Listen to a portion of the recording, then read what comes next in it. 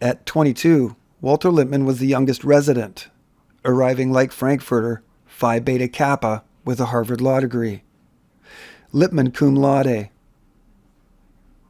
By the time he arrived at 19th Street, Lippmann was already influential and showing his early collectivist leanings, writing for International Magazine. Lippmann had also been elected to the board of editors at the Harvard Monthly and had just founded the Harvard Socialist Club and was on the executive committee of the Intercollegiate Socialist Society. By 1910, Lippmann had been profoundly influenced by two relationships while at Harvard, where in his final year he was assistant to the political philosopher himself, Professor George Santayana, and the very father of American psychology, William James, a pragmatist who believed there was no real truth. Lippmann counted Sigmund Freud an important influence, Freud nicely pointing out our biggest weakness, that we make decisions based largely on emotion rather than logic. Within 3 weeks of gaining his master in arts, Walter dropped his studies, choosing instead to work for the socialist rag Boston Common. That same year, in 1913, he became a member of both the Socialist Party and the Socialist Press Club. Lippmann's early life, including his years at the House, were clearly defined by his overt socialism. His many friendships within the Greenwich Village political salons most likely gave rise to the very idea of the House of Truth, if not in name, then certainly in concept. But more than that, Lippmann helped found an institution, a new radical variant of the humanist movement, American liberal progressivism. It is while living together at the house that Lippmann and Frankfurter partnered with fellow Harvard alum Herbert Croly and Billings Learned Hand, along with other leading progressive intellectuals. Together, they founded the voice of American progressivism, the New Republic. The project was supported financially from its onset by board member Dorothy Payne Whitney and her husband, J.P. Morgan representative Willard Straight. The first issue of the New Republic arrived on November 7, 1914. The End of American Isolation, the keynote message of its first issue, a push to military preparedness, some 30 months before Wilson declared war on Germany. This coming on the heels of Lippmann's first book published the previous year, a book that put him on the political map, if not publicly, then at least professionally. In a preface to Politics, Lippmann wastes no time in pulling back the curtain on American democracy, exposing the naive misconceptions found in the American democratic ideal. Lippmann speaking of political apathy almost as if society was forced to take a sedative. The most incisive comment on politics today is indifference. Indifference to politics is settling upon some of the most alert minds of our generation. For among the keenest minds, among artists, scientists, and philosophers, there is a remarkable inclination to make a virtue of political indifference. Lippmann's second book, the 1914 release of his Progressive Manifesto, Drift and Mastery, an attempt to diagnose the current unrest, helped bring Lippmann more into the American consciousness. Lippmann's Drift and Mastery and Herbert Croly's Progressive Democracy, and Walter Weyl's groundbreaking The New Democracy, all deeply influential on the progressive movement. Their publications separated by months, forcing upon the public a total reevaluation of previously held American ways. Everything was open to reform, from education, medicine, and home life, to the American judiciary system and the very U.S. Constitution. And Lippmann was most certainly at the center of these literary critiques of American life. This critical nature of Lippmann, the most defining quality of his life's work. But this public perception that Lippmann was an outsider, really a public misconception. And many Americans, when siding with Lippmann's opinion, often unwittingly sided against their own long-term self-interest, allowing large-scale experimentation of American tradition, the promotion of a bigger government, a large prepared military, and a reliance on the technical expert, the three central tenets of progressivism. In 1915, Lippmann wrote The Stakes of Diplomacy, essentially an advertisement for preparedness, Written following the Lusitania sinking, Lippmann commends the president for not using the sinking as a catalyst to war. A commentary that has not aged well, as Wilson would in fact use the Lusitania's sinking by German torpedo as a primary reason for American involvement in European war. And it is here, in 1917, just after Wilson declares war on Germany, that Lippmann officially enters public service, appointed assistant to work alongside his roommate Frankfurter and under Newton D.L. Baker, Wilson's Secretary of War. Later that same year, Lippmann was one of the very first hires of the Inquiry, a secret intelligence organization created by Wilson executive order, but most interestingly, whose ideas actually came from the same milieu as the House of Truth and the New Republic. Today, we recognize the Inquiry as the founding organ of the Council on Foreign Relations. In June of 1918, while working for the Inquiry in New York, Lippmann leaves for France, officially commissioned to work as military intelligence captain within the staff of General Pershing, where he prepared propaganda leaflets, and according to documents preserved at Yale, Lippmann even interrogated prisoners. Lippmann was the primary author of Wilson's 14-point speech, a summary of the Inquiry's findings, and from which the neoliberal mindset was first hatched. Lippmann was asked to the Paris Peace Conference, but after less than a month, he resigned. Lippmann was deeply disillusioned with how Paris unfolded, accepting an honorable discharge from the army on his way out. After returning home, he wrote 3 more scathing commentaries on American life in quick succession: The Political Scene, Liberty and the News, and in 1922, his most well-known work, Public Opinion. With Lippmann's career starting to gain momentum, he took on added responsibilities, widening his influence, broadening his brand, becoming a regular contributor to Vanity Fair magazine, and joining the editorial staff of the New York World, where he would become chief editorial writer in 1923. In 1925, Lippmann writes The Phantom Public and dedicates it to Learned Hand, showing an immense amount of respect for the man who was there from the very beginning, from whose mind the New Republic may have originated. Hand, Harvard Law alum, a progressive New York federal district judge, and his name here apropos in that he seems to be a guiding, hidden hand for both the House of Truth and the New Republic. The Phantom Public, an even further indictment of American institutions, and more proof of Lippmann's lethal critical analysis of Western democratic politics.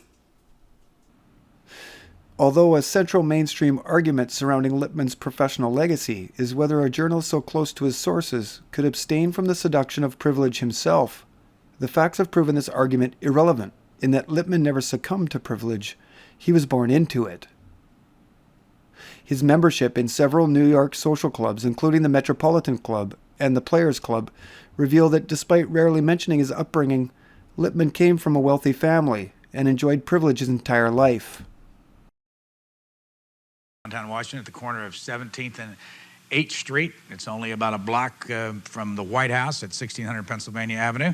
And this is a club that Walter Lippmann belonged to when he lived in Washington, D.C. and had lots of meetings here. Someone said earlier he had lots of meetings with George Bundy. And that's on the screen was the old executive office building there. That's the new executive office building. And you'll see the Metropolitan Club coming to view right down there in the right-hand corner. As we take this call from North Star, Ohio, you're on the air. Go ahead, please. Yes, my question is for Ronald Steele. What is the impact or influence of George Santayana upon Walter Lippmann's character and his development of the ideal of the public philosopher? It seems to me that both men had remarkable elective affinities. Both were members of religio-ethnic minorities trying to make their way in predominantly Gentile societies. Both were cosmopolitans. Both were naturalists. Would he address that question? Well, it's a very sophisticated question, and I think it reveals that you know a great deal about the subject. Lippmann, as I think you know, was a disciple both of Henry James and of George Santayana at Harvard. James was a great romanticist. He believed in no truth ever being definitive. Santayana once said of him that James would be sorely disappointed if there was ever a conclusion to an answer to any question. And Santayana represented quite the opposite, and indeed what you said. And I think that sense that the world was too complicated simply to be dealt with in terms of continued experimentation and openness, that there had to be standards.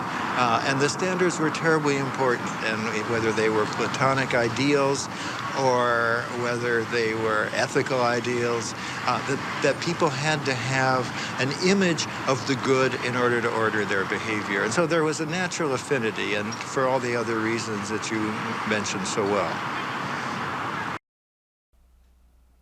Lippmann, one of the very first founding members of the Council on Foreign Relations, remaining a member his entire life, and these memberships just an extension of his fraternal oaths. The many connections Lippmann made at these clubs affording him exclusive insight into the newsworthy public figures of his time, but at the cost of his journalistic principles. Lippmann was, as were many of the men involved in this story, members of the same interlocking New York private societies. This network managing to exist just beneath the current of public awareness, allowing them enormous influence on the direction of society while also maintaining an intensely private anonymity. History shows this to be where policy both foreign and public is first formed and directed to this very day, and Lippmann, perhaps the most high-profile member of the press ever, was both guest and member, only maintaining a perceived arm's-length relationship with the very same elite circles that Lippmann both publicly reported on and denied personal involvement with. Was he a member of the Council on Foreign Relations at any time? Yes, he is not only a member, but he was one of the founders of the council. The council was formed in the early 1920s to really educate its members and educate Americans about the need to become involved in foreign affairs. And Hamilton Fish Armstrong was the first and for many years the only director of its publication, Foreign Affairs. Lippmann was deeply involved in the work of the council for a very long time when he lived in New York, and remained a member of the council for his entire life, as far as I know. Lippmann was largely responsible for the drastic 20th century shift in the definition of journalism. He changed what it meant to be a journalist. He personified what we see across the entire mainstream media landscape today: full-scale punditry and appeals to the opinion of the expert. Public Opinion, Lippmann's most influential work, opens in Plato's Cave, the first chapter titled The World Outside and the Pictures in Our Heads. He coins the term stereotype and manufacture of consent, later claiming the social scientist to be the most useful tool towards what Lippmann called the Great Society. The social scientist, quote, instead of being the man who generalizes from the facts dropped to him by the men of action, he becomes the man who prepares the facts for the men of action. This is a profound change in his strategic position, end quote. After 100 years, an easy distinction can be made of Lippmann, that he was less a journalist and more a social scientist. He offered less the truth and more his personal opinion, offering, just as a social scientist does, the facts for men of action, standing in front of decision instead of behind it. He was what he called in Public Opinion an entering wedge, quote, an expert between the private citizen and the vast environment in which he is entangled, end quote. It is not an understatement to suggest Lippmann was a central force in the shaping of what American journalism would be for the next 100 years. There has been no one like him before or since. Lippmann is today regarded as one of, if not the most important journalist of the 20th century. Lippmann regarded as the very father of modern American journalism, and his most famous work, Public Opinion, thought of as the founding book on modern journalism. and an ongoing reference subject for aspiring college writers as the founding book in American media studies. Meaning that much of what the media is today and will be in the future is shaped by Lippmann's personality. And it makes sense that almost exactly 100 years after Public Opinion's release, the book has become a mere perfect reflection of what our media has become today, a blatant propaganda arm of the executive government. And the wonder one feels when realizing the media has failed in its duty at the great detriment to Western society, only subdued by the knowledge that it was commandeered a long time ago, not even in our lifetimes, on purpose. A hijack of the press by those very same interests with the most to keep hidden and out of the newspapers.